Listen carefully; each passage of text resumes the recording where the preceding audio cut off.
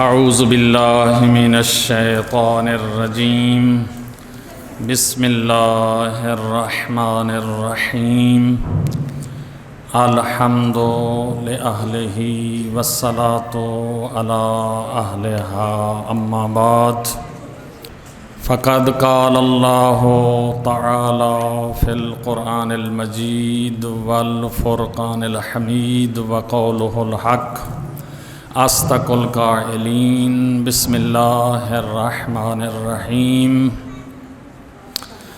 احسب الناس ان یترکوا ان یقولوا آمنا وهم لا یفتنون۔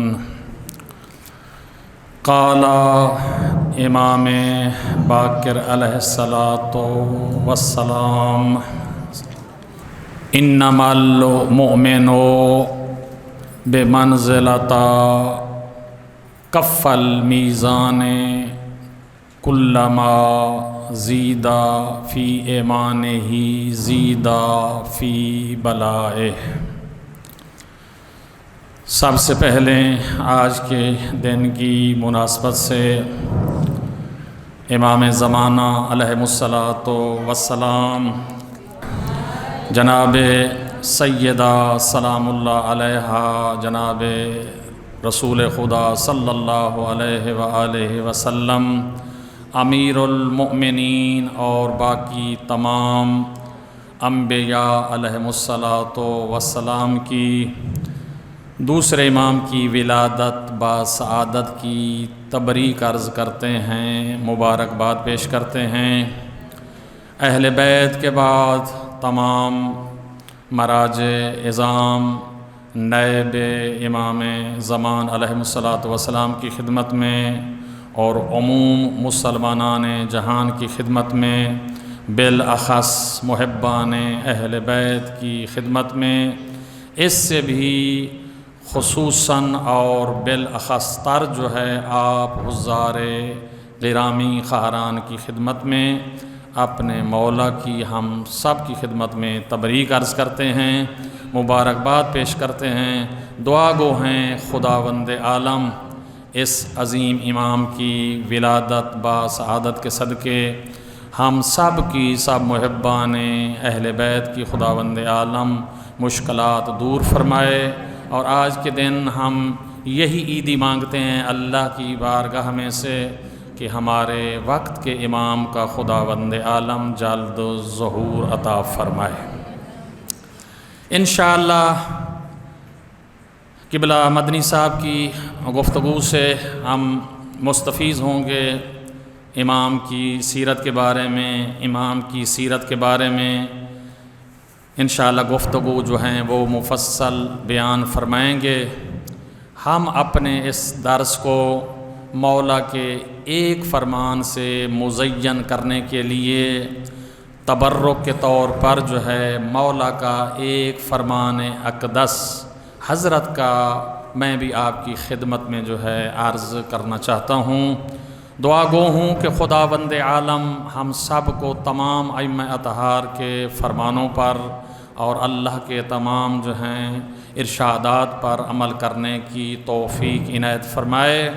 لیکن اکثر و اغلب یہ عرض کرتا رہتا ہوں اور آپ بھی انشاءاللہ اس بات کی تائید فرمائیں گی کہ انسان اگر ایک اے مبارکہ پر یا ایک معصوم کے ایک فرمان پر بھی عمل کرنا شروع کر دے تو انسان کی دنیاوی زندگی کے لیے اور اخروی زندگی کے لیے فقط ایک فرمان پر عمل کرنا ہی کافی ہے۔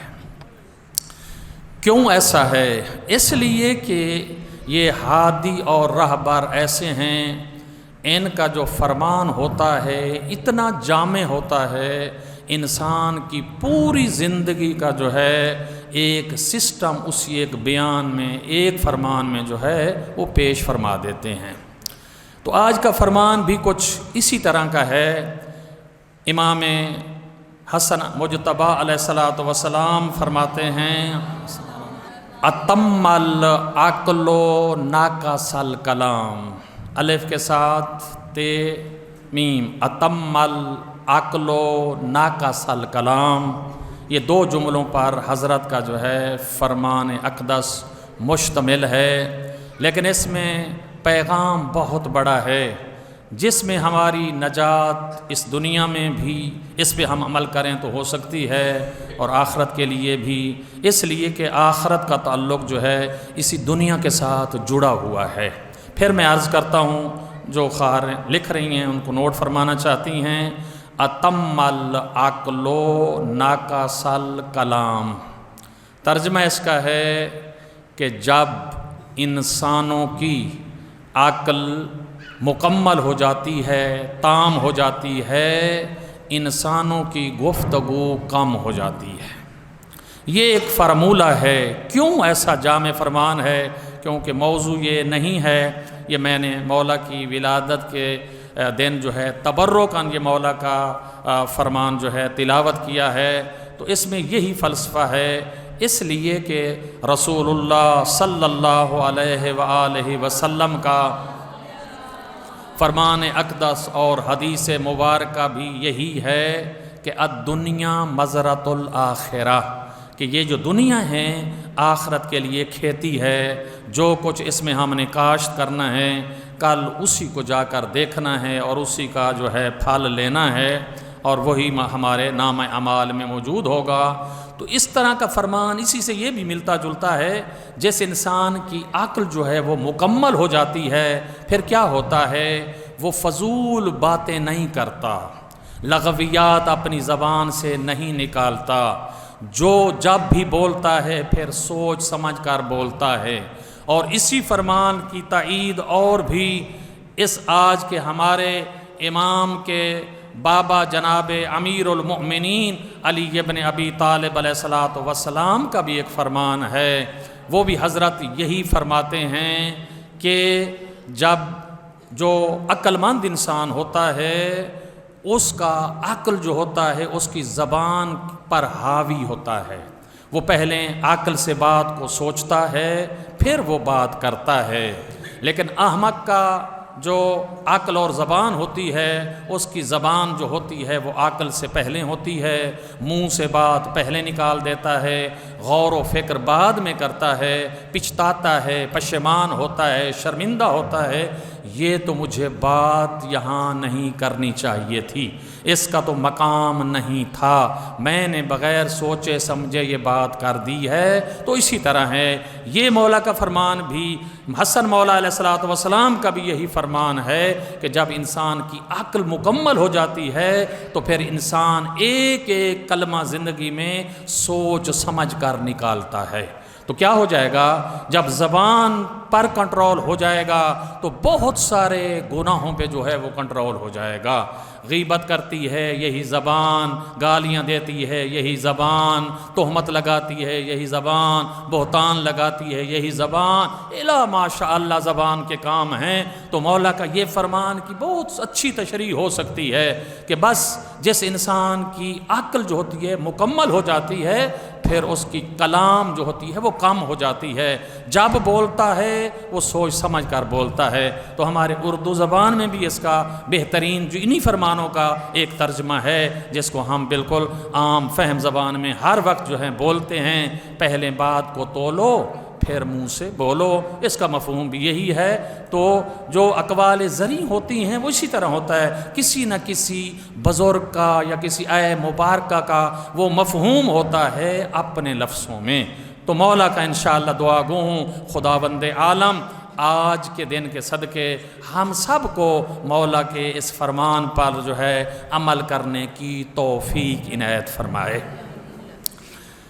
آج کا جو ہمارا موضوع ہے اس کو انشاءاللہ عنوان کو جو ہے نوٹ کر لیں، جتنا ٹائم ہے آپ کی خدمت میں وہ عرض کرتے ہیں، انشاءاللہ یہ جاری رہے گا۔ وہ ہے انسان کی زندگی میں آزمائش اور امتحان۔ آج کا موضوع یہ ہے کہ جو آیہ مبارکہ میں نے تلاوت انشاءاللہ کی ہیں، کرنی ہیں، اور مولا کے کچھ فرمان بھی ہیں، اور اسی موضوع کے ارد گرد یہ فرمان ہیں۔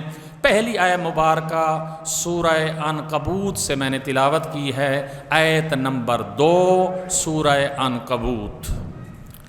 اللہ تعالیٰ جو ہے وہ انسانوں سے مخاطب ہو کر ایک سوالیہ انداز میں انسانوں سے ایک سوال پوچھ رہا ہے. کیا ہے؟ احاسب الناس ان یترکوا ان یقولوا آمنا وہم لا یفتنون. اے انسانوں، اے لوگوں، اے میری مخلوق، تم یہ گمان کرتے ہو، تم یہ خیال کرتے ہو کہ تمہیں کیا ہے چھوڑ دیا گیا ہے اور بس تم جو کچھ کہتے رہو، جو کچھ کرتے رہو اور تم سے جو ہے کچھ نہیں حساب کتاب لیا جائے گا. اور یہ تمہارا کہنا آمنا، یہ تم کہو کہ ہم تو مومن ہو گئے، ہم تو ایمان لے آئے. آیا آپ کا یہ ایمان لانا جو ہے یہ آپ کی کامیابی کے لیے کافی ہے؟ اللہ تعالیٰ یہ سوال کر رہا ہے، اپنی مخلوق سے پوچھ رہا ہے. کیا لوگوں یہ تم خیال کرتے ہو، یہ خیال رکھتے ہو، کرتے ہو کہ صرف تمہیں اس بات پر چھوڑ دیا جائے گا، تمہیں اس بات پر معافی مل جائے گی، تم بری و ذمہ ہو جاؤ گے؟ اے رسول کہہ دیجئے، اے میرے رسول ان کو کہہ دیجئے کہ ایمان لے آنا جو ہے وہ کافی نہیں ہے، بلکہ ایمان کے ساتھ ساتھ جو ہے آپ کا امتحان بھی لیا جائے گا، آپ کا امتحان بھی لیا جائے گا. یعنی آمنا ایمان لانا فقط ان کا کافی نہیں ہے، لا یفتنون، بلکہ آپ کا امتحان بھی لیا جائے گا. تو یہاں ہمارے معاشرے میں جب کچھ لوگوں پہ مصیبتیں آ جاتی ہیں، پریشانیاں آ جاتی ہیں، تو وہاں ہم لوگ بھی پریشان ہوتے ہیں کہ ہمارے اوپر یہ جو ہے مصیبتیں آ گئیں، یہ پریشانیاں آ گئیں. کچھ دوسرے معاشرے کے لوگ بھی یہاں باتیں کرنا شروع کر دیتے ہیں، فلاں پہ اللہ ناراض ہے، فلاں پہ اہل بیت ناراض ہیں، فلاں کو فلاں کی بد دعا لگ گئی، فلاں نے فلاں کر لیا، اور یہ واقعات، یہ جو حادثات جو ہیں رونما ہو گئے. ایسی بات نہیں ہے، بلکہ اللہ خود فرما رہا ہے کہ تم یہ گمان کرتے ہو کہ تم سے امتحان نہیں لیا جائے گا، لیا جائے گا. یعنی حتماً آپ سے جو ہے امتحان لیا جائے گا. امتحان جو ہوتا ہے وہ انسانوں کی جو ہے برتر شان کرنے کے لیے، شان کو بلند کرنے کے لیے ہوتا ہے، اور اس میں انسانوں کے گناہ معاف ہو جاتے ہیں. بہت سارے فوائد جو ہوتے ہیں ان امتحان کے ہوتے ہیں.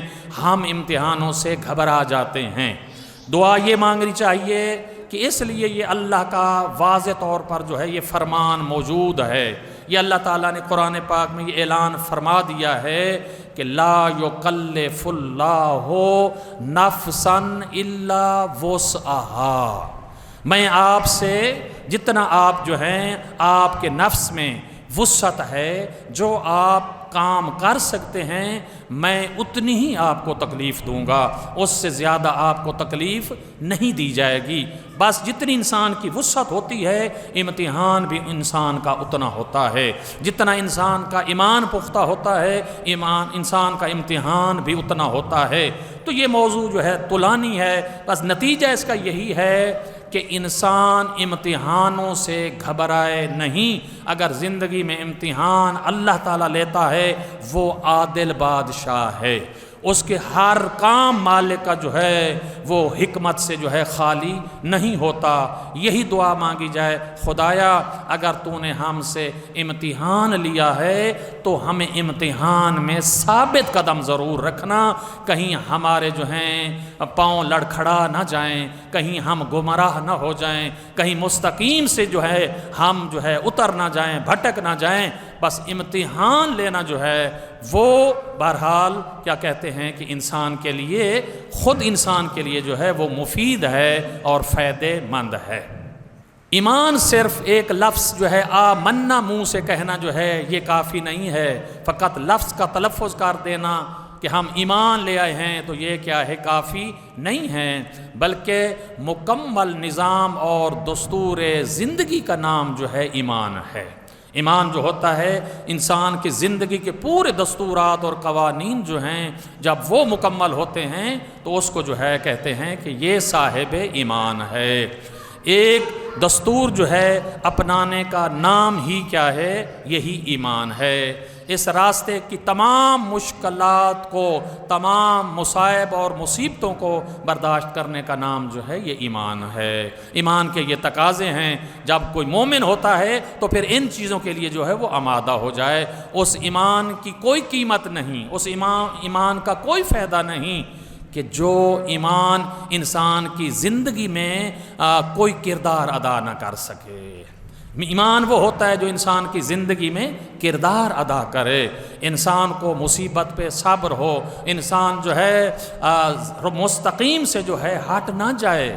کبھی کبھی دیکھا ہے آپ نے بھی، کسی کے گھر کوئی تکلیف آ جاتی ہے، کوئی مریضی آ جاتی ہے، یا چاند فوتگیاں جو ہیں کچھ پشت سر ہو جائیں، اچانک ہو جائیں، تو یہ لفظ جو ہے ہم نے سنا ہے، آپ خواتین نے تو زیادہ سنا ہوگا، ہم مردوں نے بھی سنا ہے، پتہ نہیں اللہ جو ہے بس ہمارے ہی امتحان لینے کے لیے نعوذ باللہ من ذالک بیٹھا ہے، تو بس اللہ کو ہمارا ہی گھر نظر آتا ہے، تو ہم یہ ہو گئے، ہم وہ ہو گئے۔ یہ کفریہ جملے ہیں، یہ گناہ ہوتا ہے، یہ درست نہیں ہے۔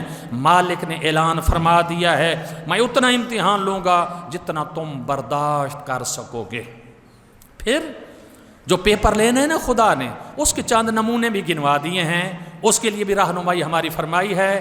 اے مبارکہ نوٹ فرمائیں کہ سورہ بقرہ کی جو ہے اے مبارکہ 155 میں جو ہے چاند نمونے بھی اللہ تعالیٰ نے گنوائے ہیں کہ میں نے جو امتحان لینا ہے اپنے جو ہے مخلوق کا اور اپنے اس کا جو ہے لوگوں کا، تو وہ کس قسم کا امتحان لینا ہے۔ یہ آیہ مبارکہ جو مشہور ہے، اکثر جو ہے یہ فوتگی کے جو تلاوت ہوتی ہے اس میں اس آیہ مبارکہ کو جو ہے تلاوت کیا جاتا ہے، سورہ بقرہ کی آیہ مبارکہ 155۔ بسم اللہ الرحمن الرحیم۔ وَلَنَبْلُوَنَّكُمْ بِشَيْءٍ مِّنَ الْخَوْفِ وَالْجُوعِ وَنَقْصٍ مِّنَ الْأَمْوَالِ وَالْأَنفُسِ وَالثَّمَرَاتِ وَبَشِّرِ الصَّابِرِينَ۔ یہ آیہ مبارکہ ہے سورہ بقرہ کی۔ یہ چند نمونے اللہ تعالیٰ نے جو ہے تھوڑے سے گنوائے ہیں کہ یہ آپ کیا کرو، ہاں یعنی یقیناً بے شک تم سے جو ہے تھوڑا جو ہے خوف کا امتحان لیا جائے گا، تھوڑا بھوک کا امتحان لیا جائے گا، تھوڑا جو ہے اموال اور ثمرات یعنی پھلوں کی کمی سے امتحان لیا جائے گا۔ یہ آزمائش آپ کی ضرور کی جائے گی۔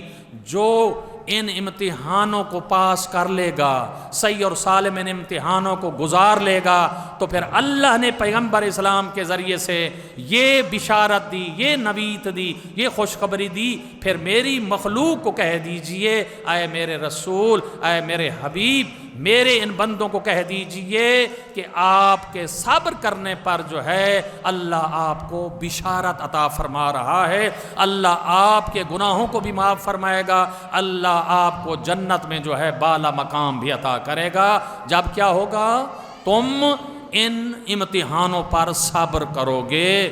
وہ خوف یعنی کسی کا امتحان ہوگا خوف کے ذریعے سے، کسی کا امتحان ہوگا بھوک کے ذریعے سے، اس کے رزق میں کمی آ جائے گی، ہو سکتا ہے 3 ٹائم کا کھانا بھی اس کو پیٹ بھر جو ہے میسر نہ ہو، یا اس میں کیا ہو جائے گا، اموال میں کمی آ جائے گی، نقصان ہو جائے گا، کوئی آگ لگ سکتی ہے، کوئی بھی مسئلہ ہو سکتا ہے۔ والانفس، انشاءاللہ یہ آیہ مبارکہ نوٹ فرما لیں تو اس میں دیکھ لیں تاکہ ٹائم میں نے کہا ویسٹ نہ ہو۔ ہاں جی، یقیناً تمہیں تھوڑے خوف سے، تھوڑی بھوک سے، اموال اور نفسوں کی کمی کی وجہ سے، آپ کے پھلوں میں، ثمرات میں، جتنی چیزیں بھی انسان کے کھانے پینے میں آتی ہیں ان سے کمی کر کے کبھی آپ کا جو ہے امتحان جو ہے وہ لیا جائے گا۔ جو ان امتحانوں پر کامل اترے گا، صبر کرے گا، پھر رسول اللہ کو اللہ نے حکم دیا وَبَشِّرِ الصَّابِرِينَ، ان صابرین کو پھر کیا ہے بشارت دے دو کہ یہ کامیاب ہو جائیں گے اور جنت میں بھی ان کا اعلیٰ مقام ہوگا اور اللہ تعالیٰ جو ہے ان پہ راضی بھی ہوگا۔ تو یہ ہے یعنی انسان کی زندگیوں میں یہ یعنی مصیبتیں، یہ پریشانیاں، یہ امتحان آتے رہتے ہیں۔ بحث آگے چل رہی ہے، بس اس کے ساتھ آج ایک فرمان جو ہے امام محمد باقر علیہ الصلوۃ والسلام کا بھی جو ہے میں وہ بھی عرض کرتا ہوں۔ کل انشاءاللہ اس امتحان میں بعض گمراہی کے نمونے بھی موجود ہیں، لوگ گمراہ بھی ہو جاتے ہیں اور ان کا بالآخر امتحان ہوتا ہے، تو انشاءاللہ اس کو بھی ہیں وہ ہم بیان کریں گے۔ تو مولا کا آج جو فرمان ہے اس بات کو مکمل کرنے کے لیے وہ مولا یہ فرماتے ہیں، امام محمد باقر علیہ الصلوۃ والسلام کتاب اصول کافی میں یہ حضرت کی حدیث مبارکہ جو ہے وہ موجود ہے۔ قال الباقر علیہ السلام انما المؤمن بمنزلتا کف المیزان کلما زید فی ایمانہ زید فی بلائہ۔ یہ ہمیں ایک تسلی دی جا رہی ہے، ہمیں بتایا جا رہا ہے۔ امام فرماتے ہیں مومن کی مثال ترازو کے ان دو پلڑوں کی طرح ہے۔ جو ترازو کے دو پلڑے ہوتے ہیں، مومن کی مثال، مومن کی زندگی جو ہے وہ اس طرح ہے۔ کیا ہوگا کہ جتنا امتحان، جتنا ایمان جو ہے اس مومن کا زیادہ ہوگا، اس مومن پر مصیبتیں، مصائب اور مشکلات بھی اس پر زیادہ آئیں گی۔ اس کا ایمان جتنا مضبوط ہوگا اس پر مصیبتیں اور پریشانیاں بھی اس کے لیے زیادہ آئیں گی۔ بہت سارے اور بھی فرمان ہیں اس کے، کہ ایک فرمان امیر المؤمنین علی بن ابی طالب علیہ الصلوۃ والسلام کا جو ہے حضرت کا فرمان نہج البلاغہ میں ہے۔ حضرت فرماتے ہیں جو میرے ساتھ بالخصوص میرے ساتھ محبت کرتا ہے وہ فقر کی، وہ پریشانی کی، وہ مصیبتوں کی چادر اوڑھنے کے لیے اپنے آپ کو آمادہ کر لے۔ یعنی اہل بیت کے ساتھ محبت کرنا اور قریبیوں کے ساتھ جو ہے اللہ کے مقرب بندوں کے ساتھ جو ہے محبت کرنا، یہ بہت بڑا ان کا بھی ساتھ امتحان ہوتا ہے کہ جس طرح کے ان اولیاء اللہ اور اللہ کے عظیم بندوں نے امتحان دیا ہے۔ تو حضرت فرماتے ہیں بس مومن کی مثال اسی طرح ہے جس طرح دو ترازو کے پلڑے ہوتے ہیں۔ بس جو چیز زیادہ ہو جائے گی، ایمان زیادہ ہو جائے گا تو اس کے امتحان بھی زیادہ ہو جائیں گے۔ ایمان جو ہے وہ ہلکا ہوگا، اس کے امتحانات بھی کم ہوں گے۔ لہٰذا یہ ہمارے لیے ایک خوشخبری ہے۔ تکلیف کا آ جانا یا مصیبتوں کا آ جانا، اس کو ہم کبھی بھی بلا نہ سمجھیں، مصیبتیں نہ سمجھیں۔ اسی امام کا ایک اور بھی فرمان ہے، حضرت فرماتے ہیں جس کو پوری زندگی بخار تک بھی نہ ہو تو وہ اپنی زندگی کے بارے میں سوچے شاید مجھ سے میرا مالک جو ہے وہ ناراض ہے کہ مجھے پوری زندگی جو ہے کوئی تکلیف بھی نہیں ہوئی۔ حضرت فرماتے ہیں ایک ہمارے ماننے والے کو اگر اس بخار کے بدلے جتنے اس کے گناہ معاف ہوتے ہیں، جتنا اس کو اجر ملے گا، اور جب وہ اجر دیکھے گا تو پھر دعا کرے گا کاش وہ زندگی مجھے مل جاتی، کاش وہ مجھے دنیاوی زندگی مل جاتی، میں اس دنیا میں چلا جاتا۔ تو بہرحال یہ دوسرے معنوں میں دعا مانگتا کہ خدایا مجھے آج بھی بخار ہو جائے، آج بھی مجھے تکلیف ہو جائے، اس لیے کہ ایک تکلیف میں آنے میں گناہ اتنے معاف ہو جاتے ہیں اور انسان کا درجہ جو ہے فضیلت والا اتنا بڑھ جاتا ہے کہ انسان کاش کرے گا۔ تو اس لیے انشاءاللہ ہماری زندگیوں میں اگر پریشانیاں آ جائیں تو انشاءاللہ پریشانیوں کو ہم جو ہیں مصیبتیں نہ سمجھیں اور ان کو جو ہیں اللہ کی ناراضگی سے تعبیر نہ کریں۔ اللہ ہم سے ناراض ہے، ایسا ہو رہا ہے۔ تو یہ نمونے تو سب کچھ موجود ہیں۔ امام حسین علیہ الصلوۃ والسلام سے کون زیادہ عظیم تھا، اور حضرت کے مصیبتیں اور مصائب حضرت کے دیکھ لو کیا کیا جو ہے مصائب آئے۔ تو اس لیے یہ ان کے جو قریبی اللہ کے ہوتے ہیں یہ ان کے لیے جو ہیں بہرحال خوشخبریاں ہیں۔ انشاءاللہ خداوند عالم ہم سب کو اگر اللہ تعالیٰ پہلے تو ہماری وسعت کے مطابق جس طرح کہ اس کا فرمان ہے ہم سے اس طرح کا امتحان لے۔ دوسری بات یہ ہے کہ اگر ہماری زندگیوں میں ایسی پریشانیاں آ بھی جائیں، خداوند عالم ہمیں شاکر بن کر زندگی گزارنے کی توفیق عنایت فرمائے۔ اور بھی آیات مبارکہ اس بارے میں ہیں انشاءاللہ بعد میں۔ تو آج جو ہیں ہمارا احکام کا درس بھی ہوتا ہے، تو 5 منٹ جو ہیں آپ کی خدمت میں احکام بھی جو ہیں وہ عرض کر دیے جائیں۔ سب سے پہلے روزے کی تعریف پہلے بھی عرض کیا تھا، یہ ہمارے لیے واضح اور روشن ہونی چاہیے کہ روزہ کس سے کہتے ہیں، روزہ کیا ہے، انشاءاللہ بعد میں عرض کریں گے۔ روزے کی 3 قسمیں ہیں۔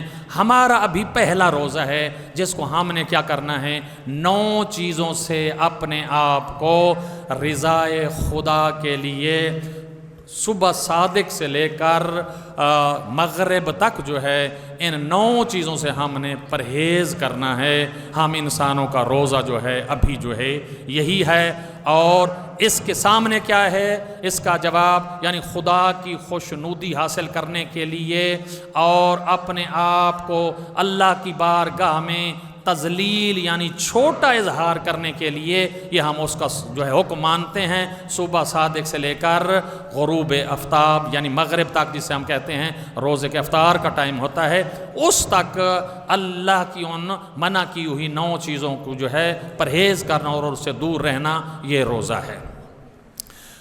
دوسرا آج سوال جو ہیں یہ کرتے ہیں کہ ماہ رمضان کے روزے کی نیت جو ہے وہ کیسے ہوتی ہے، کس وقت انسان کر سکتا ہے اور کیا اس کا مسئلہ ہے؟ تو اس کے لیے یہی ہے کہ جو الحمدللہ صحیح اور سالم انسان ہے اور اس کا ایمان بھی پختہ ہے، ارادہ کر لیا ہے کہ ماہ مبارک کے سارے روزے رکھوں گی، تو وہ پہلے ہی دن سے ماہ مبارک کا چاند نظر آنے کے بعد یہ پورے مہینے کا بھی ارادہ کر سکتا ہے کہ میں ماہ رمضان کے روزے رکھوں گا یا رکھوں گی۔ یہی نیت، یہی قصد کر لینا بھی کافی ہے۔ زبان پہ ان لفظوں کو دہرانا لازم نہیں ہے کہ میں ماہ رمضان کا واجب روزہ رکھ رہا ہوں، مثلا ادا واجب قربتاً الی اللہ، یہ کہنے کی ضرورت نہیں ہے۔ فقط دل میں یہ قصد کر لینا، ارادہ کر لینا جو ہے یہی کافی ہے۔ بیچ میں سے انسان مریض بھی ہو جاتا ہے، سفر بھی آ جاتا ہے، عورتوں کے روزے چھوٹ بھی جاتے ہیں، تو وہ الگ مسئلہ ہے۔ جتنے روزے اس نے رکھنے ہیں پہلے دن سے انسان اگر ماہ مبارک کا چاند نظر آنے کے بعد یہ ارادہ کر لے تو اس کا ارادہ جو ہے یہی کافی ہے، اور اسی میں ہی ہر رات الگ الگ، ہر شام کو الگ الگ روزہ رکھنے کی نیت کرنا ضروری نہیں ہے۔ پہلا مسئلہ یہ۔ دوسرا یہ ہے کہ یہ بھی کر سکتا ہے کہ ہر شام کو ہر دن کی جو ہے قصد اور ارادہ کر لے کہ میں کل جو ہے روزہ جو نہیں رکھوں گی، تو یہ بھی ہر رات کے لیے بھی الگ الگ بھی قصد کر سکتا ہے۔ پہلا مسئلہ کیا تھا کہ پورے مہینے کا پہلے دن بھی ارادہ کر سکتا ہے۔ دوسرا مسئلہ کیا ہے، ہر رات الگ الگ بھی نیت یہ کر سکتا ہے۔ یہ 2 مسئلے۔ تیسرا مسئلہ یہ ہے کہ انسان واجب روزے کی نیت کس وقت تک یہ کر سکتا ہے۔ شریعت اسلام نے کتنی اس کو اجازت دی ہے کہ مثلا رات کو 1 بجے اس نے کھانا کھا لیا تھا یا طبیعت ٹھیک نہیں تھی، تو یہ مقصد مکلف جو ہے یہ سو گیا ہے، کھانا نہیں کھانا چاہتا یا اس نے کھا لیا ہے۔ بعض اوقات ایسا ہوتا ہے تھکا ہوا بندہ ہوتا ہے کہ میں کھانا کھا لیتا ہوں، افطاری کے ٹائم سحری کے ٹائم نہیں اٹھوں گا اور انشاءاللہ صبح کی نماز جو ہے وہ پڑھوں گا۔ نماز ضروری ہے کہ یہ نماز ایسا نہیں کہ سوتا رہے تو مثلا رات کے کیا دن کو جو ہے 11 بجے یا 10 بجے اٹھے، یہ ٹھیک نہیں ہے۔ نماز صبح کی تو ہر حال میں بہرحال پڑھنی ہے، الارم لگا کے کسی کے ذمے لگا دے اٹھ کر نماز پڑھے، لیکن اس نے 1 بجے یہ کھانا کھا لیا، سو گیا، تو یہ اگر سحری کے وقت نہیں اٹھا تو کوئی حرج نہیں ہے۔ جس وقت صبح صادق ہوگی اس وقت یہ روزے کا ٹائم، اس کا روزہ جو ہے دوسرے معنوں میں شروع ہو جائے گا۔ اور اس نے ارادہ نہیں بھی کیا تھا تو تب بھی اس کے ارادے کی جو حد ہے وہ دن کے یعنی زوال سے پہلے تک، یوں کہوں کہ دن کے 11 بجے تک، آج کل 11 بجے تک، 11:30 بجے تک واجب روزے کی نیت کر سکتا ہے۔ لیکن یہ ساتھ یہ شرط ہے کہ یہ جو وقت گزرا ہے اس میں کوئی ایسا کام نہ کیا ہو جو روزے کو باطل کر دیتا ہے، وہ کام نہ کیا ہو۔ تو اس نے اگر ارادہ نہیں کیا تھا، رات کو قصد نہیں کیا تھا، تو 11:30 بجے دن تک جو ہے واجب روزے کی نیت جو ہے یہ کر سکتا ہے۔ ایک مسئلہ اور کہ وقت میرا خیال ہو گیا ہے زیادہ۔ دوسرا مسئلہ مستحب روزہ، جس طرح ہم پورے سال میں مستحب روزے ہوتے ہیں اور مومنین رکھتے رہتے ہیں، تو اس کا جو وقت ہے یہ انسان یعنی اس نے سحری کر لی اور ارادہ نہیں کیا، شک میں ہے یا ویسے ارادہ نہیں کیا، تو یہ مغرب سے چند لمحے پہلے یعنی 10 منٹ 20 منٹ آدھا گھنٹہ مغرب سے پہلے بھی یہ روزے کی نیت کر سکتا ہے۔ مستحب روزہ اس کا جو ہے یہ جائز ہوگا، درست ہوگا۔ فرق سمجھنا، یہ مستحب روزے کی بات ہے۔ واجب کی گنجائش جو ہے وہ 11 بجے تک ہے، وہاں نیت کر لے، ظہر کے بعد واجب روزے کی نیت نہیں کر سکتا۔